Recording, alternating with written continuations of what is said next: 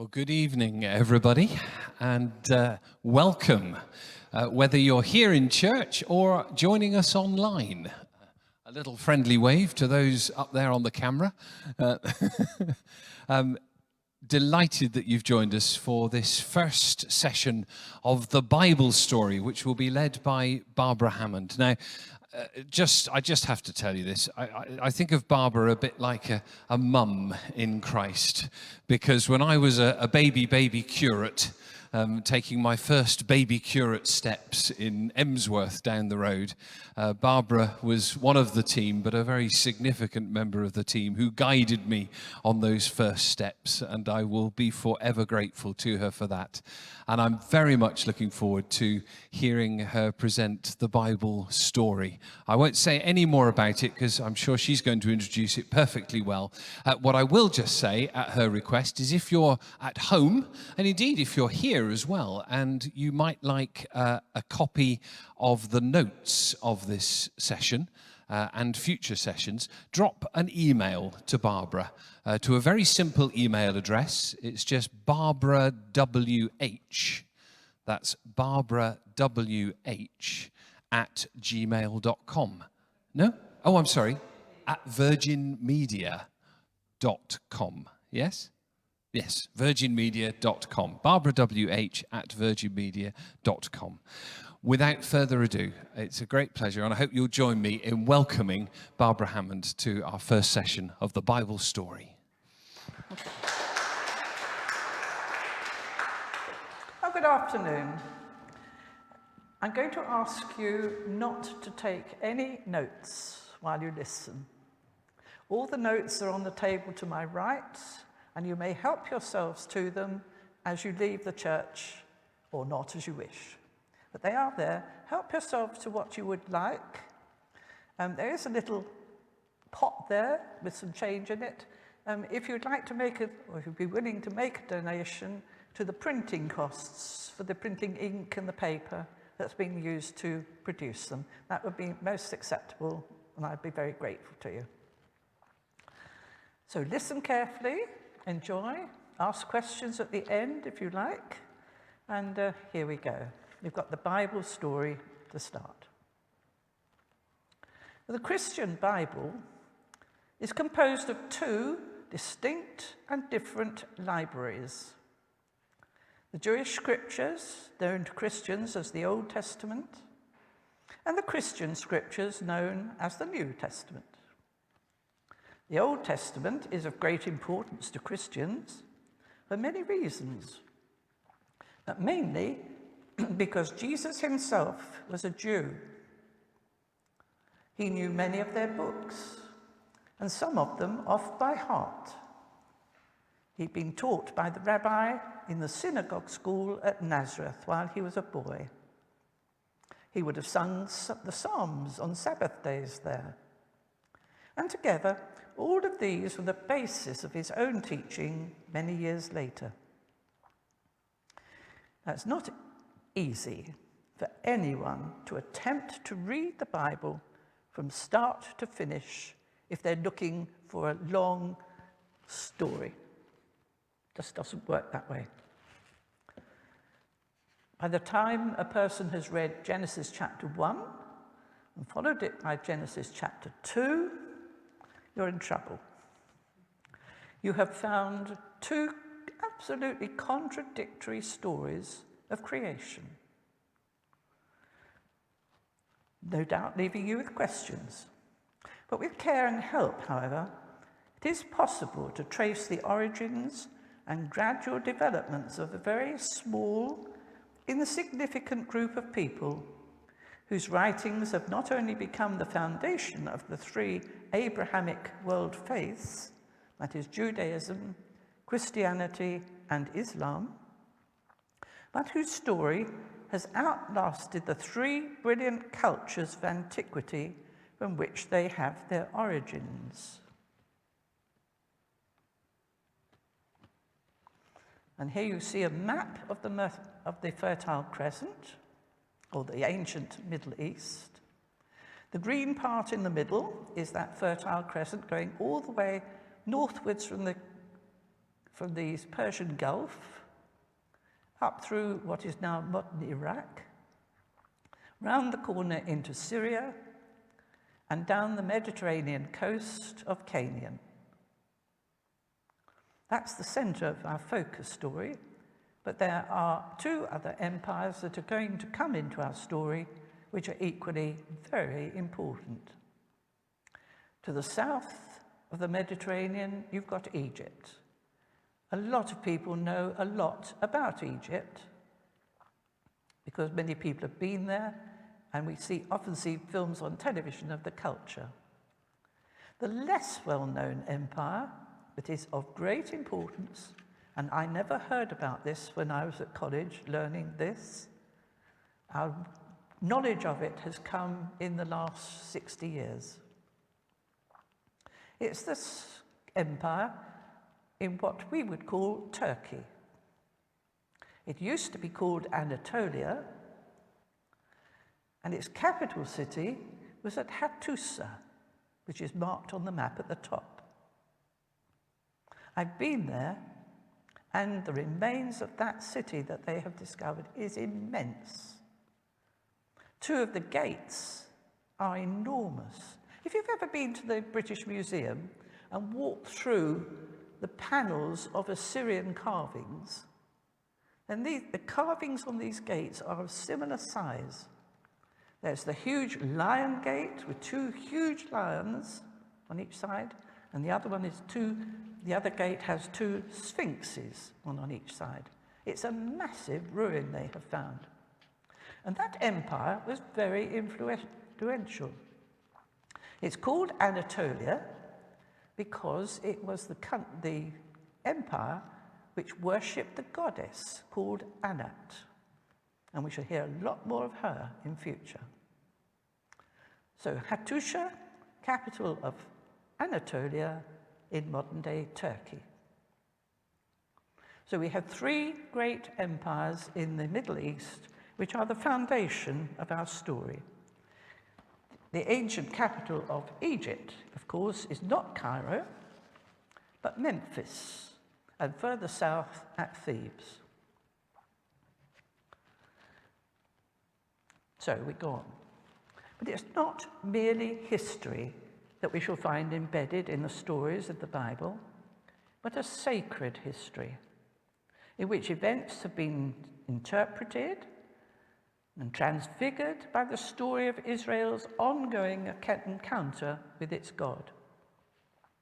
It's the story of a relationship, of God's revelation and people's response, then interpreted theologically and handed on until they were all collected and edited on several occasions many years later.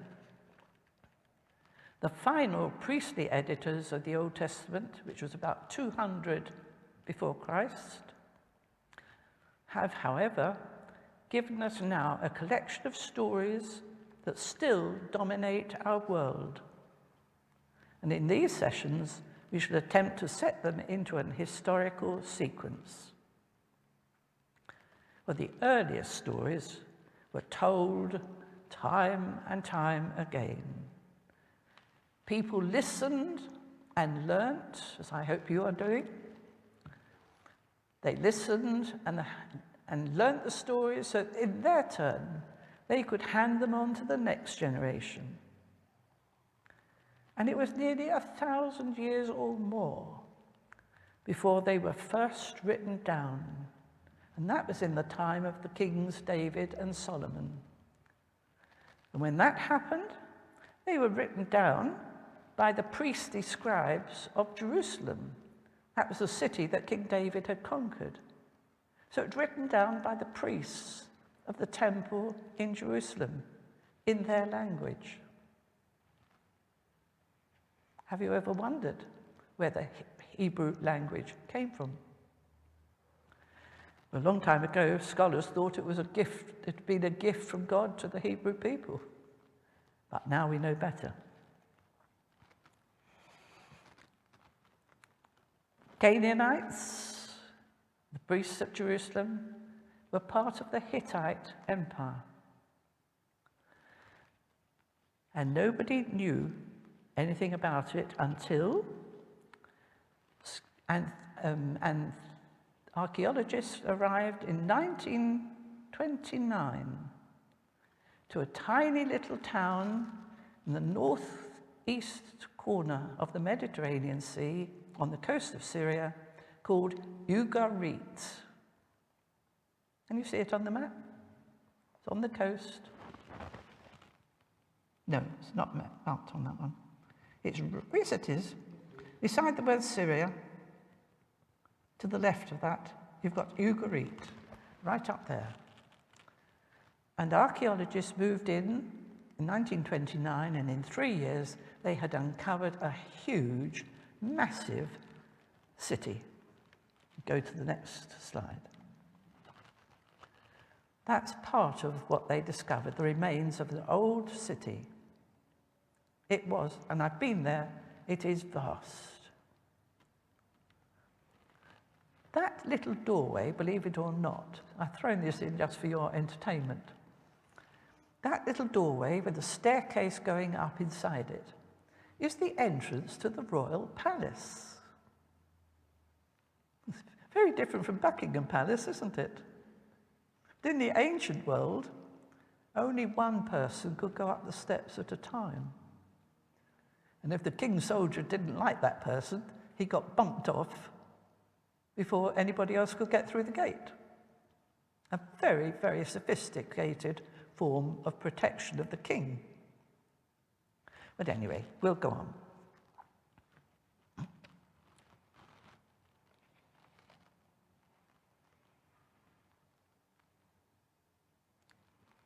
I've shown you the gate, and now I will show you this. You can see my treasures later on. A head.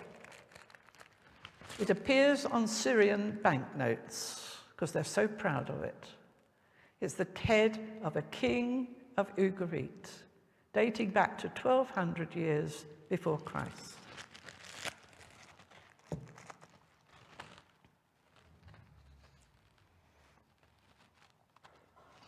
So where have we got to? Now, in Ugarit, amongst those ruins, they found at least 3 separate libraries full of books. And books in those days were clay tablets with writing on them that had been written on when the clay was wet and then dried and baked. That was their writing material.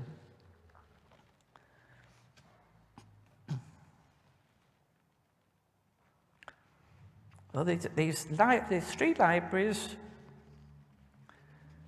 gave lots and lots and lots of clay tablets. The tablets together, if you look them up on the internet, are known as the Ras Shamra tablets.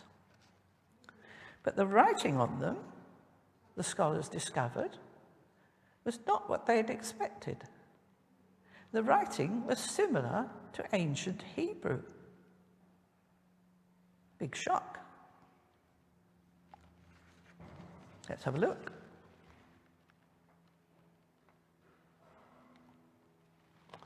Like that. Now that's not cuneiform. That is in fact written in the very first known alphabet in the world. And it happened because Ugarit is a trading city. And the traders of Ugarit, dealing with people on the other side of the Mediterranean, found cuneiform script far too complicated and bad when they wanted to quickly write out an invoice or receipt a bill. The picture language of Egypt was no better because that was all hieroglyphs. So in that city of Ugarit, they discovered and invented an alphabet, the very first known alphabet in the world. Let's have a look at it.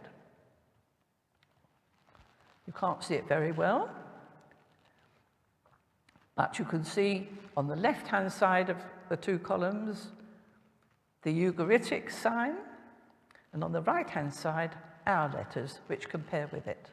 And if I go through those letters, it starts with A, and it begins with, and then comes B. It isn't long before you get to C and D. You're beginning to recognize it? Hope so. Because it right in the middle of every alphabet in the world that's followed this one has got K, L, M, N in the middle of the alphabet. That's the center point. It's fascinating. And in that alphabet, the people of Ugarit wrote their invoices and their receipts, and eventually wrote their stories. So all the tablets in Rosh Hashanah, of the Ramsham, are written in this very new phonetic alphabet.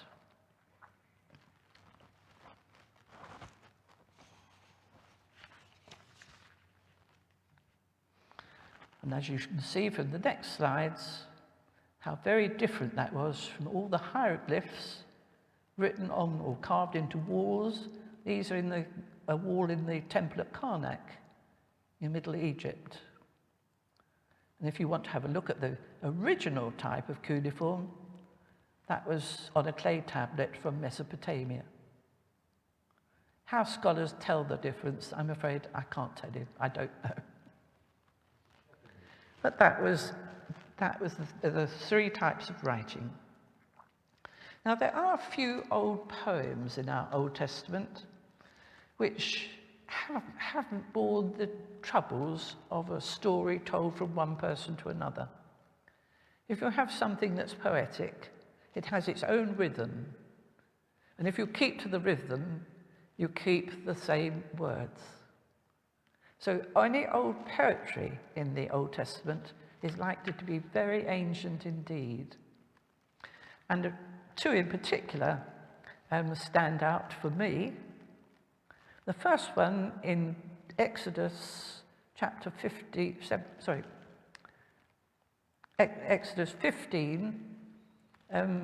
verse 20. One little verse. Sing to the Lord, for he has done gloriously. The horse and his rider he's thrown into the sea. Can you identify the story? Can it? That when Moses led the people over the Red Sea, and all the horses and their riders and their chariots got stuck in the mud and drowned. Sing to the Lord, for he has triumphed gloriously. Horse and rider he's thrown into the sea. Just that one little verse. But of course, the later writers took that verse and elaborated it. So from verses 1 to 20, 1 to 19 of Exodus 15, you get the whole poem later on. The original one is just that first verse, or in verse 20. You can look it up when you go home if you like. And likewise, there are a few ancient prayers. Perhaps the best one you know comes from the blessing of Aaron. The Lord bless you and keep you. The Lord make his face to shine upon you and be gracious to you. The Lord lift up his countenance upon you and give you his peace. An ancient poem bedded into the book of Numbers.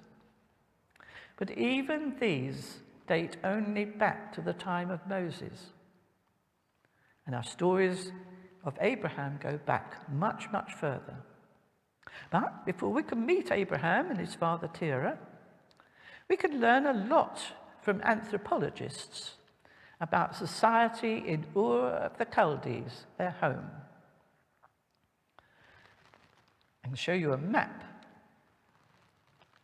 of the city of Ur, surrounded by walls, with a canal round the central part on the left, which is the main and most important part of the city, and a few houses down on the right-hand side.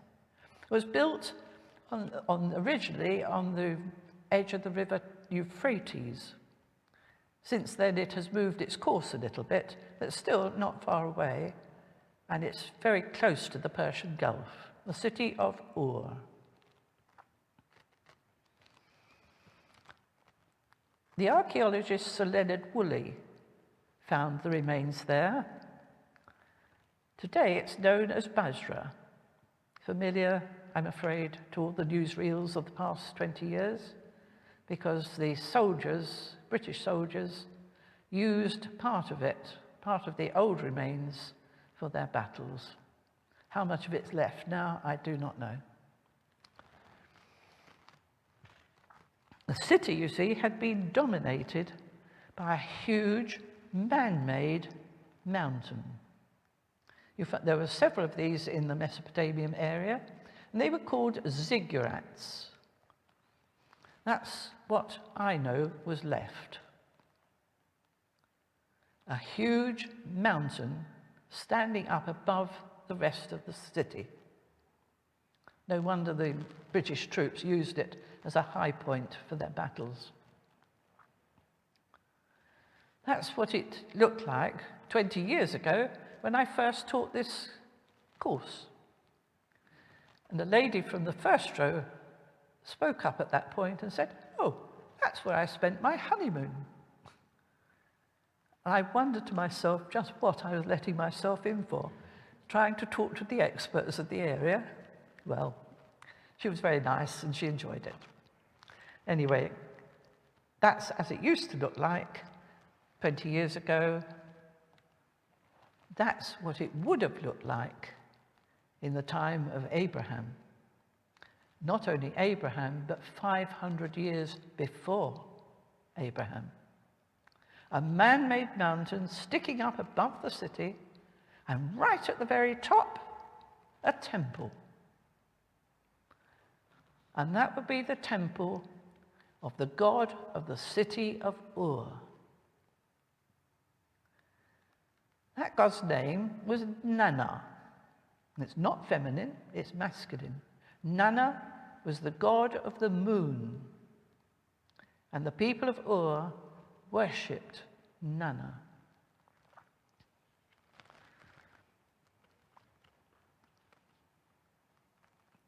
They believed it would protect them from danger, and they prayed to it, as in all temples, with sacrifices, dramas. They acted out the story of the moon god, because it was a dying and rising god. Every month it died, every new month it rose again. It was one of those dying and rising gods. There are lots of them in the history of the ancient world. Anyway, that was Nana, worshipped at Ur. But Sir Leonard Woolley found more than just that. He found the royal tombs. This was about 100 years ago now. And in those days, the people who found were the people who could take away.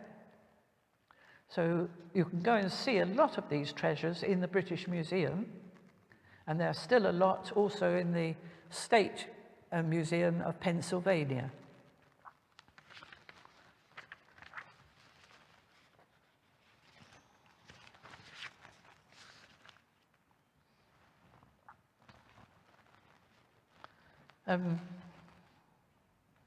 Now, Ur had been a very, very sophisticated city. It dominated towns, villages, and pasture lands, covering a very wide area. We now know that 500 years earlier than Abraham, it had been part of the new empire of Sargon the Great, of Akkad. And from the many clay tablets found, written in cuneiform, that's the patterns made in wet clay, we know that Sargon the Great, living far away from Ur, put in a regent to govern the city on his behalf. He installed his daughter, Princess Enheduanna. There she is. She is dressed in a frilly robe, just like this gentleman here. King and high priests wore the same ceremonial robes. And Princess Enheduanna was installed as regent in Ur as the high priest of the temple. That meant she was absolutely in charge, not only of the worship of the town, but also as regent for her father. She was the boss woman. She was very highly educated. She's the oldest known poet in the world. We know of Sappho, the Greek poetess, but Enheduanna lived 500 years before Abraham. So we're dating this to about 2300 BC, a long time ago. Highly educated, a poet. And only in 2009, that's what, just over 10 years ago, a collection of her poems was finally translated in America. And then, having been translated, it was handed over to a poet, who then put the translation into poetic rhythms and published. So you can now look at the 14 temple hymns written by the princess Enheduanna while high priestess at Ur. Lo and behold, you'll find one or two phrases that are familiar because they occur in our biblical book of Psalms in praise of God. This was not a primitive place. And Enheduanna wrote 10,000 years before Homer. It just makes my mind boggle. But Sir Leonard Woolley, as I told you, discovered the royal tombs. And if you can think of the royal tombs of Egypt and all their treasures, then we're coming to something very, very similar. It reflects very ancient religious beliefs among human beings. And somehow, and this is very early belief, that life continued after death. And the anthropologists tell us it probably started with people dreaming.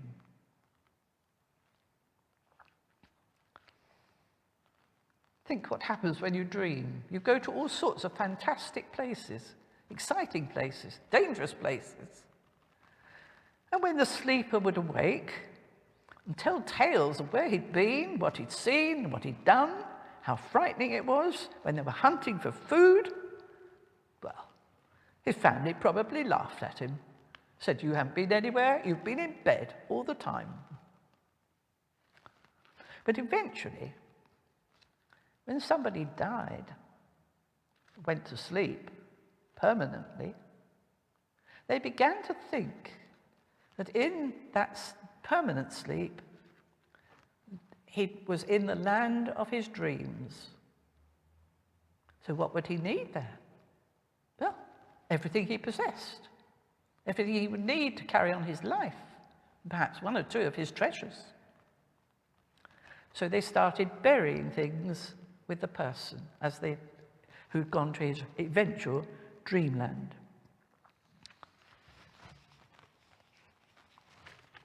Now the tombs of Ur, again 500 years before Abraham, show us some very beautiful things. In the British Museum is the Royal Standard of Ur, and it is full of gold. On this side, you can see the side of peace. In the top left, in the top rank, you can see the king sitting and facing all the people who are coming to him. He is sitting, dressed like this fellow here, receiving all the gifts and tributes that his people would bring to him. It's beautiful. But more striking of that is the other side, which is the war side.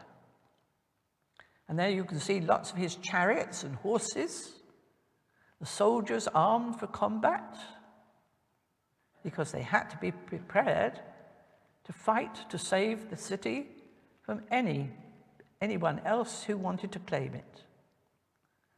So war was a dangerous thing even in those days. They not only found the royal standard, they found this beautiful helmet, even with an earpiece, and it's made of pure gold.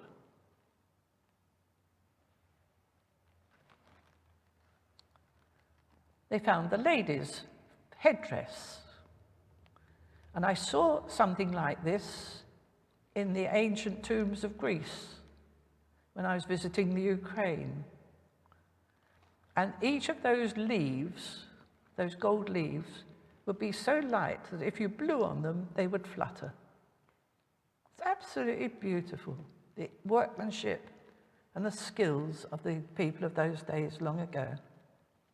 That's a fabulous headdress found at Ur.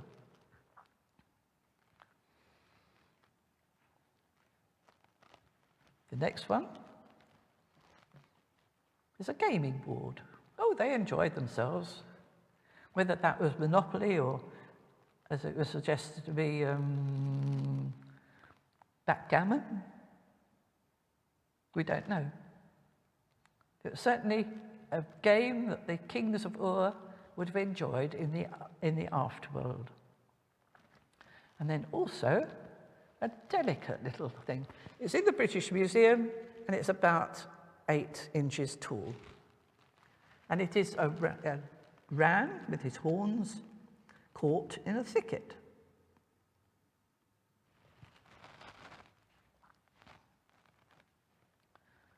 So the city of Ur dominated a large area of land. Outside those city walls, there were lots of villages where the farmers lived. And outside the villages, there would be all the pasture lands. So all the people living, the city, the villages, and the pasture lands would pay tribute to Nana, the god of the city, and to the king of Ur in return for his protection in times of danger. People lived together in houses. There's a doorway of an excavated house in those ruins of Ur. They lived in houses built of brick. They gathered together in villages. Now, these people were usually farmers. And therefore, when you say each village, yes, each village had its own god. And usually this was a fertility god to make sure the crops would grow properly. Very often the male figure was a sacred pole. And sometimes it's a little more realistic, like that. Not unique to Ur. You find several pictures like that on in the hieroglyphs of Egypt. That's the male version. That's more usually seen, the female version. Heavy breasts, thick thighs, and usually pregnant. And there are all sorts of those in shapes and sizes which come up with archaeology digs all over the world.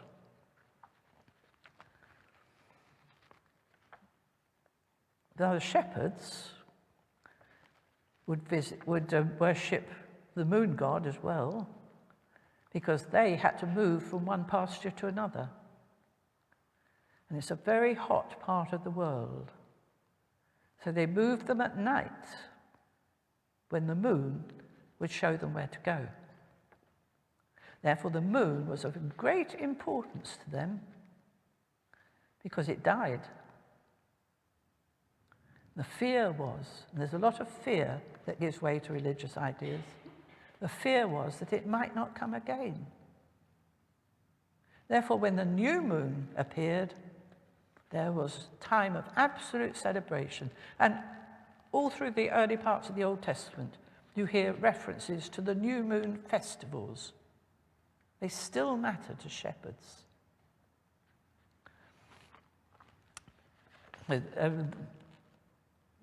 They had their new moon festivals, and the dying and rising moon was very, very important. And in addition to observing the god of the city and the god of the village, every tribal family had its own god, a spirit god that they believed would protect their family from all danger, including the lack of food and water, and more importantly, from the lack of children. Now, this is what they believed, providing, of course, they looked after it as the most important being in the household. Now, if you think of modern Hindu families, modern Sikh families from the Indian continent, they all have little shrines in their houses where the gods are fed and watered and fresh flowers put on the shrine each day. A similar sort of idea existing in the modern world. Now, these spirits were housed in what we call terafs. A teraf was a pottery jar with holes in it, holes out of which the spirit could look and see what was going on, and open its mouth to be fed and looked after. And I found a lovely one on the internet which did just that. There. Made of pottery, holes for the eyes and holes for the mouth. And that would be a teraf. If you go to modern Thailand, you will find that every household there has its own spirit box. Not a teraf, but a spirit box. And they likewise put food, water, and flowers in front of the spirit box every day. You don't have to travel far into the countryside of Thailand if you're in that sort of culture. Well, when they moved, of course, the teraf moved with them in great comfort.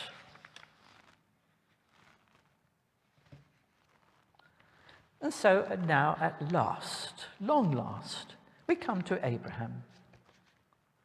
Now, the stories in Genesis suggest vividly that Terah and Abraham lived around the time of King Hammurabi of Babylon, whose city god was Shamash, the sun. Back to the map of the fertile,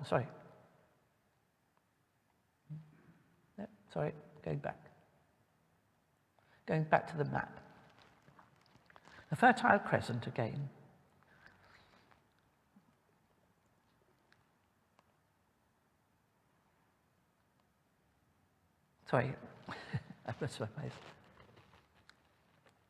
Abraham lived, or Hammurabi, lived a few years after 2000 BC, so long time after Sargon.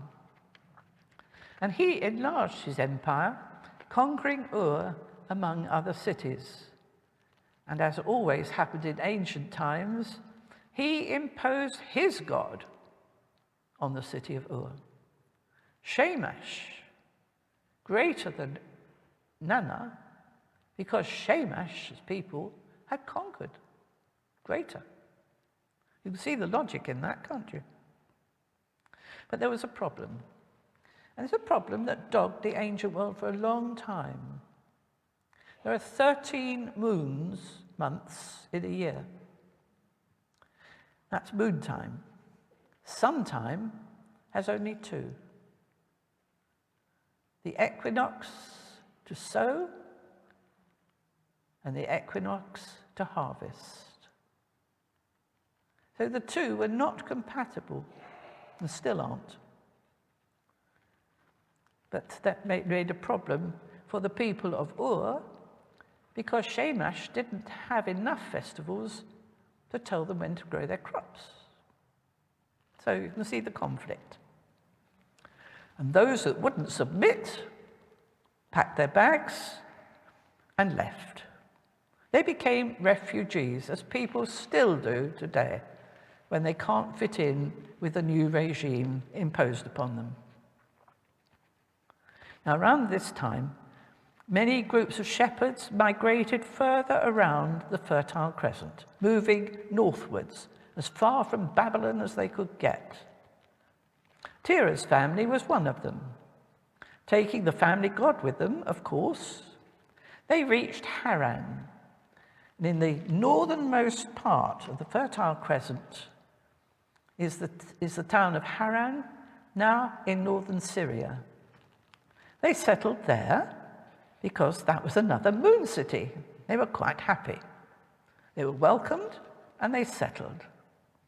But after Terah's death, Abraham succeeded his father as head of the family, and we read that the family god, now called in our Old Testament the God of Abraham, or in the Genesis chapter 15, verse 1, the shield of Abraham, urged Abraham to migrate again, this time further southwestwards, down alongside the Mediterranean coast, into Hittite, Canaanite land, along by the Mediterranean Sea. As they wandered with their tents and their flocks, they were not welcome. Indeed, they were feared. They were disliked by the local farmers in the fertile plains, so the travellers kept to the unoccupied grassy hillsides for their flocks and herds. Now, the name attached to these wandering peoples at this time was Apiru, or Habiru, which may indeed be an early form of Hebrew. In any case, in modern language, it would be gypsies. Well, in a time of famine, these people, these wanderers, these Apiru, upped and left and travelled to Egypt, where there was corn and food and water. They didn't stay there for long, because Sarah was found to be in danger from the Pharaoh. And they returned to Hebron in the south of Canaan, where Abraham's nephew Lot parted company with him. They went down towards Sodom and Gomorrah and died out eventually there. As Abraham explored Canaan, he found the unconquerable hilltop fort of Salem. The next picture. Think what it would be like in the ancient world trying to scale that with an army and win the battle at the top. Hilltops, even in this country, in the Iron Age, were very, very important places of safety. But Abraham found this hilltop fort called Salem, and yes, it is the city of Jerusalem, which had its own god, El Elyon, translated for us as God Most High. One word, God Most High. And you'll find that in the Old Testament too. And this was the God of safety and peace, because no one could conquer it, and didn't. And Abraham, as he passed by, met its king, King Melchizedek, who came to greet him, bringing bread and wine. That is typical hospitality, a gesture of peace. Now, Abraham had a problem. When his God promised him long life and many descendants, it didn't make sense, because he and his wife were not only elderly by now, they were childless. And the story of Hagar describes Sarah following the law of Hammurabi of Babylon. Let's have a look at it. Stele of King Hammurabi is about 8 feet tall, carved into a huge piece of rock. In the picture at the top, you can see the god Shamash of Babylon, again dressed in the frilly robes like that, handing to King Hammurabi a scroll on which were loads and loads of laws written. And those laws appear on the rest of the stele. That's what it looks like when you see it in the Louvre in Paris. And that's the sort of writing that was on it, well, is on it, still there. Now, the particular law that we come to, there's a story of Sarah who was childless. The law said Sarah could give her husband a concubine, which was Hagar. And if the concubine conceived and was pregnant, that was fine, providing that the concubine didn't start taking airs and graces over her mistress, saying, see what I can do that you can't. And I know women who still say that to each other today. Well, in that situation, said the law, the wife could complain to her husband. The husband would say to her, you deal with it as you will. And Sarah did. The law of Hammurabi says she can be dismissed. So we have this odd story in Genesis of Hagar being sent away with her son Ishmael and sent out separately from Sarah and her later family. Ishmael to this day is claimed by the Arabs as their founding figure, and hence their claim to be children of Abraham as well. Well, Hagar departed, but Abraham entered into a covenant with his God, by invitation of God, of course, who promised him many descendants, but he had to accept the rite of circumcision for all males of his family. Now, I don't know about you, but I always had to explain to children of 15, when we came to this story in the Bible, what circumcision was or is. Some knew, some sniggered, and some were just curious, so I told them. And then added the fact, these 15-year-olds in a church school opening their Bibles for the first time in the school, they say, well, we've saved this until you're old enough to realize there's so much sex in the Bible that you had to be old enough to be able to appreciate it. And they all thought, ooh, that's exciting. And I got them for the rest of the 2 years then. So circumcision was imposed on Abraham for all males, and like for many males who didn't have children, it proved the magic that eventually leads to pregnancy and the birth of a child.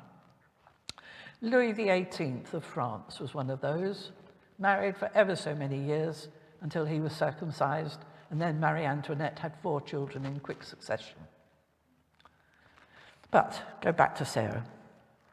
Sarah eventually, almost unbelievably, bore a son, Isaac, at last, a legitimate heir. And this was an event, a story set in the context of 3 visitors, 3 angels of the Lord, whom Abraham entertained like any nomadic sheikh. And my other joy to show you is the sheikh's tent, which we may look at later. The Bedouins today still have tents like this, divided into the men's section, where the visitors went, and the women's section, where all the work was done. The wood had to be hewed and brought to the site. The fire had to be built and lit.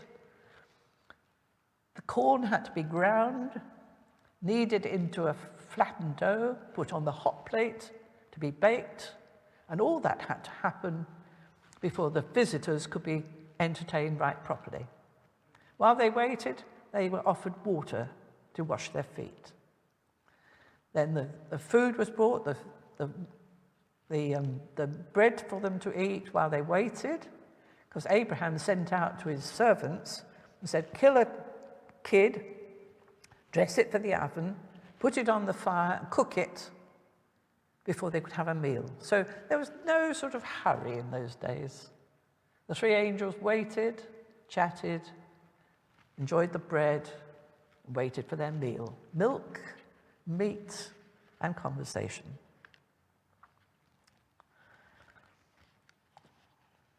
There is a lovely icon. I expect you're familiar with it. It's painted in Russia by the artist Rublev, and it shows the three angels visiting Abraham. But of course, Rublev was a Christian, so that has been reinterpreted as a picture of the Trinity, Father, Son, and Holy Spirit.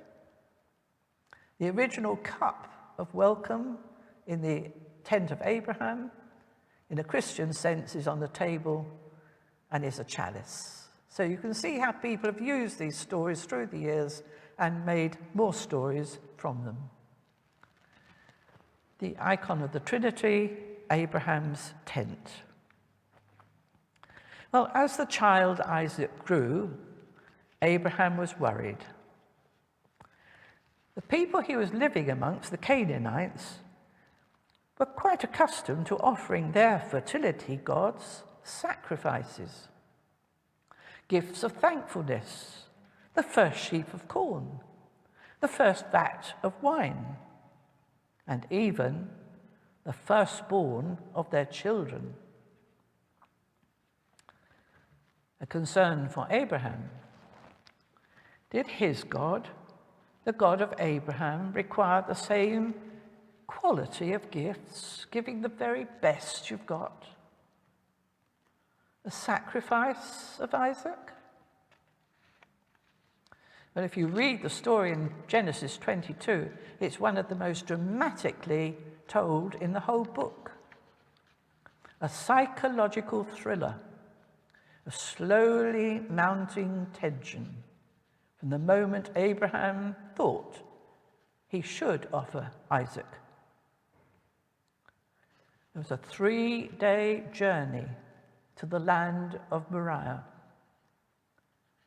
There he left his 2 servants. He continued just with Isaac, saying they were going to worship. Isaac carried the wood. Abraham carried the fire. And when Isaac questioned his father about the lamb for the sacrifice, Abraham answered rather evasively, God will provide. So they went on. When they arrived at Mount Moriah, the altar was made, the wood was put in its place, and Abraham bound his son, lifted him on top of the wood, and took up his knife to kill his son, and suddenly stopped. Well, we might say reason prevailed, but that would spoil the story. The storyteller continued that Abraham had proved his willingness to obey his God without question, and a ram caught in the thicket was substituted instead. And it's interesting to note that human sacrifice never became part of Jewish practice from that time on. Curiously, one of the treasures of Ur is a statuette of a ram caught in a thicket. Remember? It's curious, isn't it? Is there a connection? Well, if there is, we still don't know. We wait for something else to be discovered, which may throw light on that.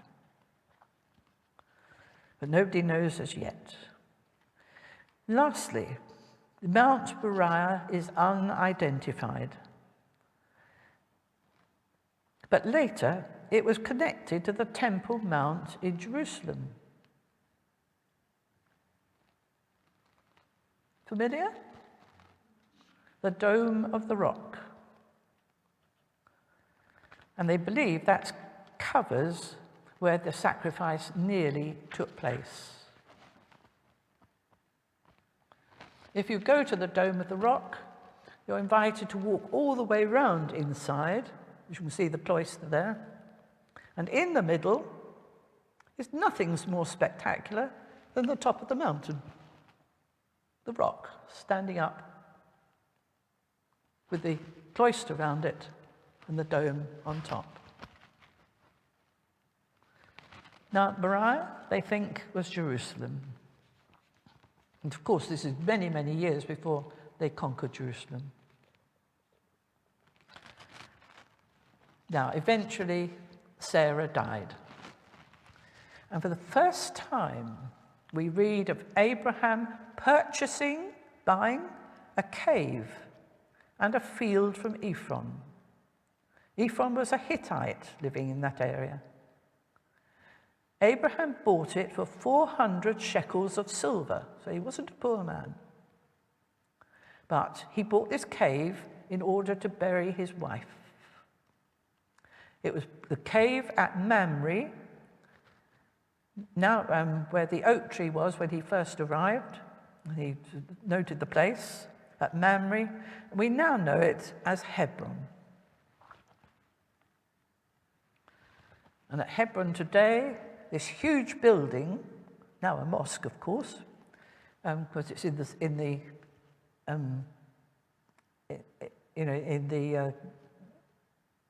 Palestinian part of Israel.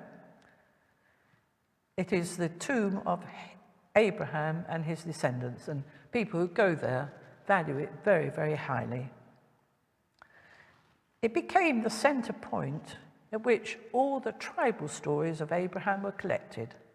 So when the storytellers eventually went round collecting these stories, at Hebron they found all the stories of Abraham. The stories of Isaac were kept at Beersheba, and it's sad that we know so little of Isaac because there weren't so many stories there. Whether there were and they got lost or somebody took them, we don't know. But the stories of Isaac are very, very much more impoverished than the stories of Abraham. Well, that's where we're going to leave it for this week. At Hebron, with dead Sarah buried honorably, and Abraham continuing to live with his son Isaac. Next time, there'll be far fewer pictures because we shall be launching into the stories, and I want you to use your imaginations rather than look at films or maps or anything like that. So next time, hope you'll come again, and we'll carry on the story Abraham and Isaac got up to together. Thank you for coming. Now, the takeaways are on the table there, and you may come up here and look at the ancient figures and their dresses as you will. There they are. Come and have a look. Thank you for coming. Goodbye.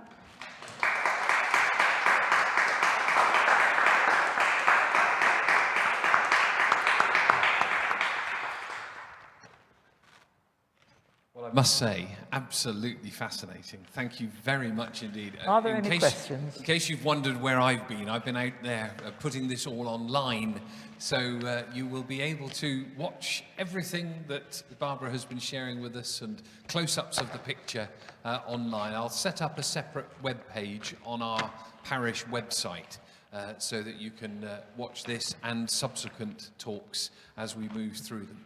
So look out for that on the parish. I'm sorry? No, I haven't. So let's chat later, John. So let me just close by saying thank you very much, Barbara, indeed, for an absolutely fascinating evening.